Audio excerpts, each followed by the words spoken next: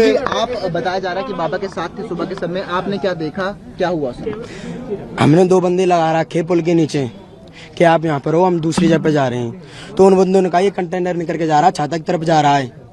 तो महाराज जी उनको तुरंत सूचना मिली, तुरंत आए उनके साथ। तो वो छाता की तरफ ले गया, छाता की तरफ से छाता की पुल पार करते हुए वो कोसी तरफ दोबारा मोड़ दी उसने, दोबारा मोड़ के ओडल ले गया। वो महाराज जी के बाइक में चला रहा था, जैसे बाइक यहाँ पे खड़ी कर दी, ये 3 लियाने रोड की बाइक मैंने यहाँ पे खड़ी कर दी है।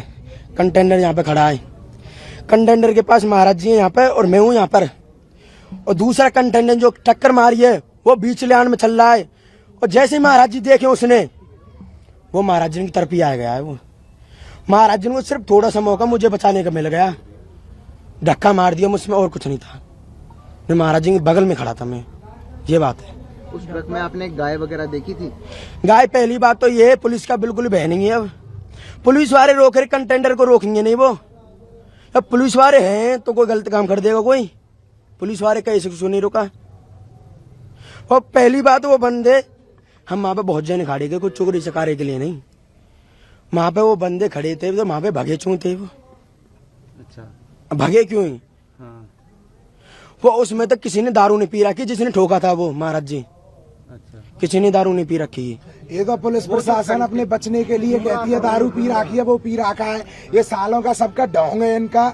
हाँ। वो जो ट्रक जिसमें आप बता रहे हो उसमें बताया जा रहा है नागालैंड का नंबर प्लेट थी। हाँ। उसमें कह रहे परचून का सामान था, आपने उसमें क्या देखा? चलो कोई बात नहीं, परचून का सामान है, उसमें गाय थी। जब पुलिस वाले कह रहे हैं, जब वहां पे खड़े हैं इसमें गाय गई है, तो फिर महाराज जी का खमेश चाहिए। वो 40-45 साल पुराने गौरक्षक हैं, उनको कौन बताएगा इसमें गाय नहीं है? तो सिर्फ महाराज जी ने रोक के वो ट्रक चेक ही तो करा है, कोई जुल्म तो नहीं कर दिया। तो वो उस ट्रक वाले ने बगल में क्यों लिया है? वो बीच में चल रहा था वो बहुत स्पीड में, तो आमद के उसने महाराज जी में दी है। मतलब वो साइड आके मारा है? उस साइड बीच में चल रहा था वो, जानबूझ के मारा है ये। 1 किलोमीटर की रेंज में हम ही बाइक चला के गए, हम भी बाइकों से ही जाते हैं, हमारे हमें गाड़ी नहीं है, सो हम बाइकों से जाते हैं। महाराज जी कभी गाड़ी पे नहीं बैठे, तस्कर हम दिखे, तस्कर उसको दिखे महाराज जी को। महाराज जी बाइक से गए, हम चला के ले गए, कोई कोहरा नहीं था, इतना कोहरा नहीं था। पुलिस ने आपका बयान लिया है क्या अभी तक? बयान लिया, जो हमारे भाई है वो देखेंगे, अब जो हमसे बड़े हैं। हमको तो खाली बताना था, आपने पूछा हमने बता दिया। ठीक है, चलिए शुक्रिया। आपने क्या नाम बताया? एक सेकंड आ गया। हरिओम आइए दादा। कल से लेकर अब तक क्या हुआ है? घटना ये हुई थी कि महाराज जी रोजाना रात को पहरे पे रहते थे। कल रात को महाराज जी के साथ 2 छोटे बच्चे थे, एक गाड़ी थी जिस पे शक हुआ महाराज जी को, उसका पीछा किया, गाड़ी नहीं रुकी, प्रशासन से भी मदद मांगी उन्होंने, प्रशासन ने भी मदद नहीं की, तो आगे जाके शक की बुनियाद पे गाड़ी को उन्होंने रुकवा लिया। ये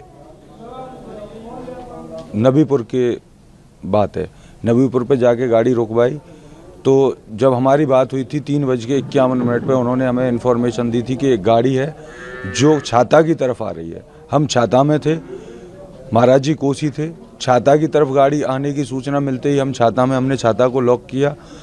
छाता लॉक करने के बाद तुरंत जस्ट 8 मिनट हमारे बाद कॉल आई है कि महाराज जी का एक्सीडेंट हुआ है। जिस गाड़ी से एक्सीडेंट हुआ उस गाड़ी के दोनों ड्राइवर मोमडन हैं, और महाराज जी का जो चेहरा था वो सब कसाईयों की नज़रों में खटकता था। प्रशासन और शासन या तो खुद एक्शन ले, नहीं तो हम गौरक्षक एक्शन लेने के लिए तैयार हैं। हमारे गुरुजी की जिस तरीके से निर्मम हत्या इन्होंने की है, कसाईयों हम छोड़ेंगे नहीं। अंतो पंडित नामे बामन वेद कसाई ना जाने पीर पर आई, वो मार मारूंगा। गुरु तो गया पर अभी चेला जिंदा है, खोद खोद के ना घरों में से निकाल के मारूंगा। या तो प्रशासन करे इस काम को, अगर प्रशासन नहीं करेगा तो कम से कम महाराज जी के साथ 10,000 युवा खड़ा है। प्रशासन कितनों को जेल भेजेगा, कितनों पे प्रशासन लाठीचार्ज करेगा, कितनों पे प्रशासन NDPS लगाएगा, कितनों पे प्रशासन 302 के मुकदमा लगाएगा। हम छाती चौड़ी करके कहते हैं कि प्रशासन हम पे मुकदमा लगा, हम मुकदमा लगाएंगे, अपने ऊपर लेंगे। पुलिस का कहना है कि दोनों ट्रक की जांच की गई, जी। जिस ट्रक को बाबा ने रोका था और जिस ट्रक से एक्सीडेंट हुआ, जी, दोनों में गाय नजर नहीं आई। गाय नहीं थी उन गाड़ियों में, शक की बुनियाद जो गाड़ी में गाय थी, जिसके लिए पुलिस को बोला गया कि इस गाड़ी में गाय हैं, पुलिस ने उस गाड़ी को नहीं रोका। पुलिस की जान पूछ के कोसी से कम हफ्ते में रोजाना 3 गाड़ी निकलती हैं। कोटवन चौकी के इंचार्ज की मिली भगत है। कोटवन चौकी, बठेन चौकी और जो इधर क्या नाम है मेवात में पड़ती है एक चौकी, तीनों चौकियों की मिली भगत है। तीनों चौकी कस्बा इंचार्ज मिले हुए हैं गौ तस्करों से, जिसकी वजह से गाय आए दिन कट रही हैं हमारी, और आए दिन गौ तस्करों पे। तो क्या कल भी रोजाना की तरह उनको ये सूचना दी गई थी कि कुछ ट्रक्स ऐसे गुजरेंगे यहाँ पे गाय? जी, प्रशासन को महाराज जी जब गाड़ी का पीछा कर रहे थे, महाराज जी को ये जानकारी कैसे? महाराज जी को जानकारी नहीं मिली। महाराज जी तो रात हम और महाराज जी पहरे पे रहते हैं, ठीक है।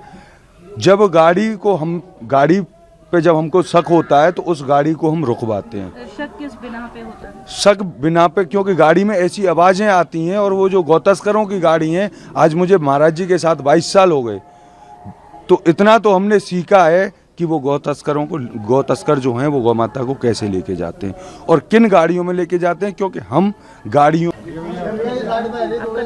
जी, मेरा शुभ नाम जतिन सारस्वत। नितिन जी, जिस तरीके से फरसे वाले बाबा की मौत हुई है जी, पुलिस उसको दुर्घटना बता रही है। जी, और जिस तरीके से सुबह से जो सड़क मार्ग पे पुलिस पे पत्थर बरसाए गए और इस तरह की जो घटना सामने आई है, इसको लेकर क्या कहेंगे? देखिए, चाहे शासन कुछ कहे या प्रशासन कुछ कहे, मैं कहना चाहता हूं कि बाबा की लगातार ये विधर्मी जो है रेकी कर रहे थे और इन्होंने षड्यंत्र के तहत बाबा को मारा है। बाबा फरसा वाले बाबा के नाम से जाने जाते थे, जिनको समस्त देश जानता था, और बाबा जो है गौ तस्करों के लिए काल थे। बाबा ने लाखों गायों की जान बचाई, लाखों ट्रक पकड़े बाबा ने, और उन्होंने जीवन निकाल दिया इन गायों की सेवा करते करते। ब्रज के कन्हैया बाबा को कहा जाता था। नंगे पैर रहकर इस गौशाला में जो आजनों की गौशाला है, इस गौशाला में 500 गौ माताओं का भोजन पानी की व्यवस्था पूज्य महाराज श्री करते थे। जो गौ माता एक्सपायर हो जाती थी उनको भूमिगत कराना, एक्सीडेंटल गौ माताओं को उनका इलाज कराना, उनकी दवाई, उनकी सारी व्यवस्था पूज्य महाराज श्री कराते थे। ये ब्रज क्षेत्र में एक गौशाला पड़ती है, माताजी गौशाला, जिसको पूज्य रमेश बाबा जी संचालन करते हैं। उस गौशाला में 1 लाख के करीब गौवंश है, और जो भी गौवंश है वो दूध देने वाला गौवंश नहीं है मैम, वो समस्त जो गाय हैं वो गौ तस्करों से छुड़ाई हुई गाय हैं। तो आप जान सकती हैं कि इस ब्रज क्षेत्र में किस तादाद में जो है ये गौ तस्करी होती है और किस तादाद में जो है गौ तस्करों को ये गौरक्षक पकड़ने का कार्य करते हैं।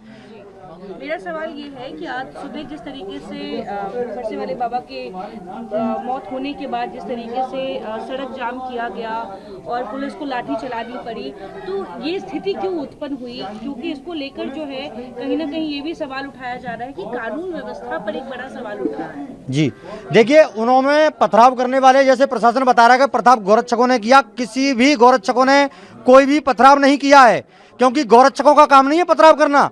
गौरक्षकों का काम है प्रशासन के साथ रह के, प्रशासन के कंधे से कंधा मिलाकर गायों की रक्षा करना। गौरक्षकों का काम पत्थर मारना नहीं है। पत्थर मारना तो विधर्मियों का काम है, क्योंकि हम दो हमारे बेहतर, सबके हाथ में ईंट और पत्थर। तो ये कार्य उन लोगों का है, और वो लोग इन गौरक्षकों को बदनाम करने के लिए उन्होंने 40 से 50 मोमडनों के लड़के वहां मौजूद थे मैडम, ये हम बता रहे हैं। 40 से 50 लड़के थे, उन्होंने पथराव शुरू किया और उन्होंने सीधा पथराव पुरुष के लिए किया, जिसको प्रशासन के ऊपर जब पथराव हुआ तो प्रशासन ने सीधा लाठी चार्ज गौरक्षकों के साथ किया। ये जो गंदा कृत्य किया ये प्रशासन ने किया है। और अभी भी हमारे कुछ गौ सेवकों को पता लगी पलवल में कि पूज्य महाराज श्री हमारे बीच में नहीं रहे, वो महाराज जी के अंतिम दर्शन करने के लिए आए थे। प्रशासन ने उनको पुल के नीचे से पकड़ा और उन्हें ले जाकर थाने में बंद कर दिया। 40 से 50 गौ सेवक अभी भी हमारे थाने में बंद कर रखे हैं। और मैं शासन प्रशासन माननीय प्रदेश के मुख्यमंत्री जी से हाथ जोड़कर निवेदन कर रहा हूं कि माननीय मुख्यमंत्री जी, आप भी गौरक्षक हो और ये गौसेवक आपके चेहरे को देखकर ही गौरक्षा करना सीखे हैं। अगर ये गौरक्षक बाहर नहीं आए और बाबा के साथ में जिन मुसलमानों ने गंदा कृत्य किया, अगर उनको सजा नहीं मिली तो आपका चेहरा धूमिल इस प्रदेश में हो जाएगा। आपकी छवि को बदनाम करने की जो साजिश है, वो साजिश को आप नाकाम करिए और बाबा को न्याय दिलाने का काम करिए। माननीय मुख्यमंत्री जी, मैं बार बार आपसे निवेदन कर रहा हूँ। उनके बेटे से मिलवा दीजिए। हरिओम भैया, कहाँ स्वामी